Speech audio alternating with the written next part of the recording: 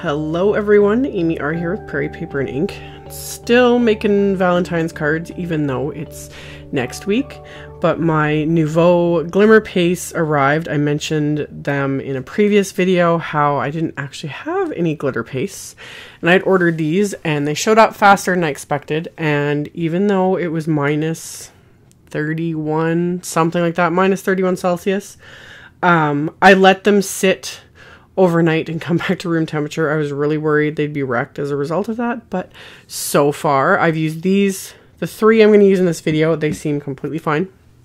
We will see as time goes on, but I started off with some Bristol Smooth cardstock here, and I've super sped this up, but I was just sponging Simon Says Stamp's HOLLYHOCK ink over that. My blend was not perfect. I always lose patience when I'm sponging ink.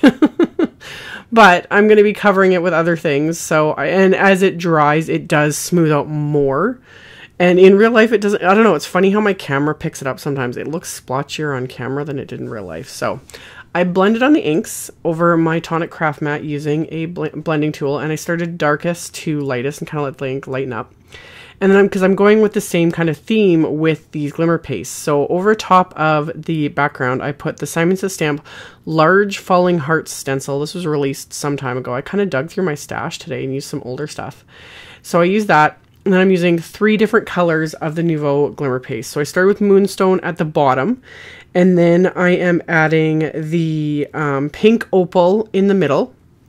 And I had extra left on my little palette knife here, so I just scraped it back into the container. I do recommend with these, with pretty much any embossing paste you're using, keep the lids on them as much as possible. They will dry out faster than regular embossing paste, but I just try to take out what I need and then I put the lid on it. And then on the top here, I'm applying the Garnet red. And then I wiped off the excess on a baby wipe, and then I'm kind of pulling that color down into the other colors to really kind of mix them and create a fun sort of ombre effect. You basically just use the palette knife like you're, you know, applying butter or icing a cake, you know, a little bit on an angle, and you just scrape it across. And then as soon as I'm done, regardless of whether it's embossing paste or glitter paste, but especially with glitter paste, I took that to the sink and I washed my stencil off, and I washed my palette knife off. You don't want to leave it to dry, otherwise it's an absolute nightmare to even attempt to remove. So after I'd washed that, I set aside that background to let it completely dry, and then I'm working on my sentiment. So I have 3 pieces of heavyweight white cardstock, and I just ran them through my little mini Xyron machine here to add adhesive to the back. And I'm going to cut off the excess backing paper here so it can fit this through my SIDEKICK. This, if I was die cutting this in a larger die cut machine, I wouldn't need to cut off the backing paper. But I discovered in the process that my scissors glide on this backing paper. You know that whole thing about like wrapping paper and when your scissors glide and the feeling you get? It's similar. I really got a twisted sense of enjoyment out of that. So I'm just letting my scissors glide as I cut off this backing paper and fully enjoying myself. So I've got all 3 pieces of white cardstock, and they all have now adhesive on the back.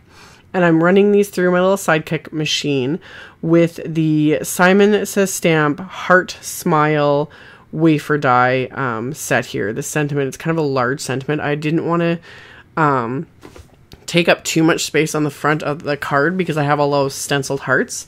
So I went through, again, my stash of older things, and I'd come across this sentiment, and I was like, oh, this will work really well.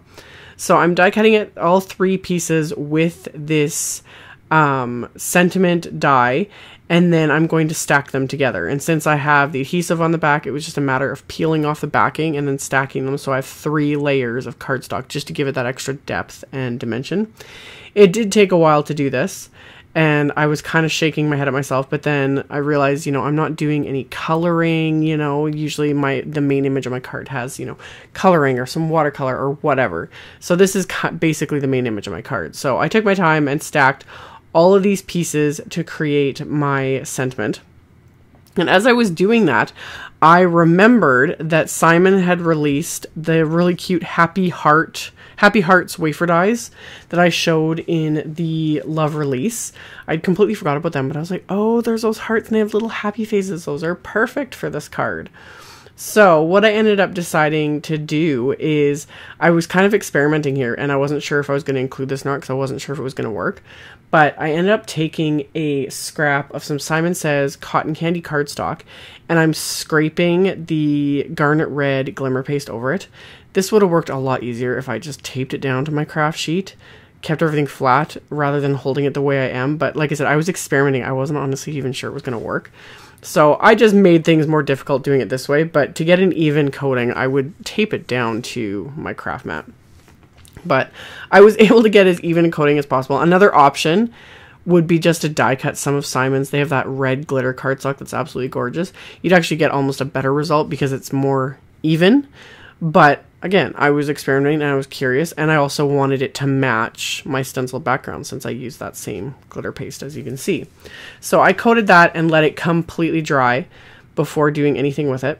And this background is now dry, so I decided to trim it down a bit. It just evens up the edges where the paste had, gone over the edges. So this is going to even it up, plus it gives me a little bit of a border. So I first trimmed this down to about 4 inches by 5 1/4 inches.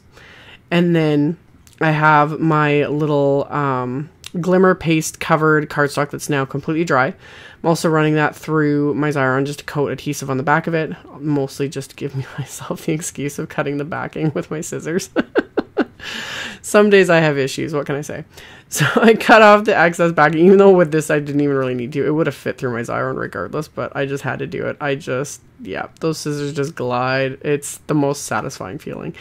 So I ran that through my Sidekick with those little heart dies, and it worked. It die cut. It looked great. I lost the detail on the little mouths though, because there's little smiley faces, but I'm going to fix that in a minute. So I ran that through. So now those are die cut as well. Everything has adhesive on the back of it. So it's just a matter of figuring out how I want to lay out this sentiment on the card. And I originally laid everything out as it's designed. I was looking at the packaging for it and I had it laid out like that. But then I wanted to add the heart. So that's where the nice thing comes in handy, where all this has the removable backing. So I can kind of move everything around. So I decided to end up making the heart. I originally meant the heart to be kind of an accent, but then I decided to make it more the focus of this. So I'm going to place that more in the center of my card front here and then press that down. And then I can go and adhere the rest of the sentiment kind of around that. And then I ended up die cutting some white cardstock to fill in the eyes. And this was a big mistake. It was bad. But I'm going to include it anyway. So I filled in that one, and then I ended up deciding to add the second little heart since it was already die cut.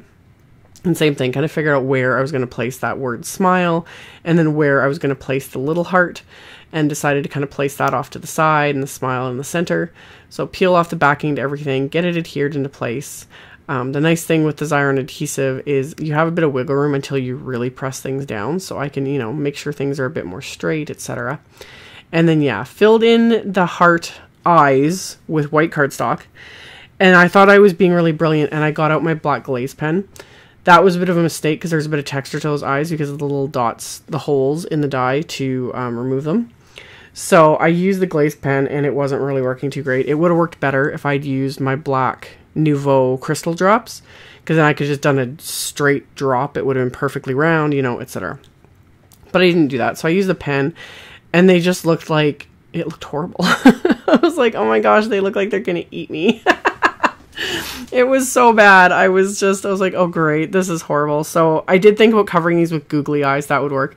I was trying to avoid the cutesy with this card, but in the end I succumbed to it. And instead of googly eyes though, I pulled out the Simon Says Doodlebug collaboration shape sprinkles and did heart eyes on the big heart and just regular, kind of goofy little eyes on the smaller heart. And in the end I was okay with it because it was just super cute, but you can't see the mouths. And that's where the black glaze pen came in handy. I just traced over the little die cut smile on each piece with that black glaze pen so that you can actually see that they're little smiling faces. I just think they're the cutest things ever. So I did that, let it dry, and then I realized that entire sentiment is too far to the right.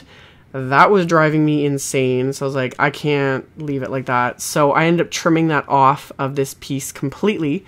So I took another 1/2 inch or whatever off. which gave me space to add some pattern paper, which made me happy.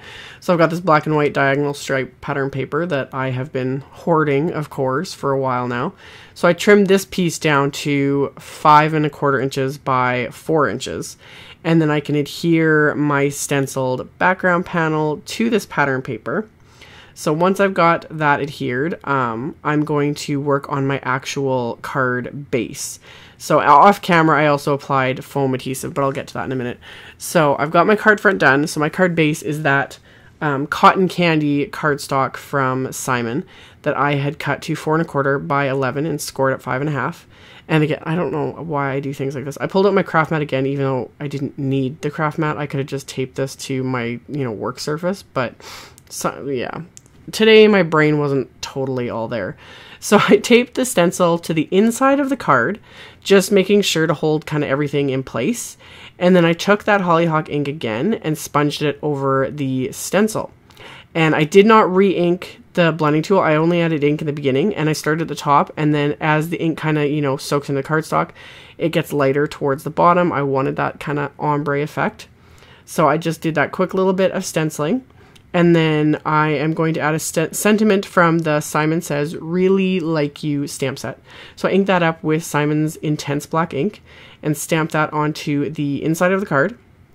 And then now I'm going to peel off all of the backing from the foam tape, and I'm using Simon's Big Mama foam tape roll here. I'm loving this for adding, layers on my card fronts because it's thinner than my standard 3M foam tape.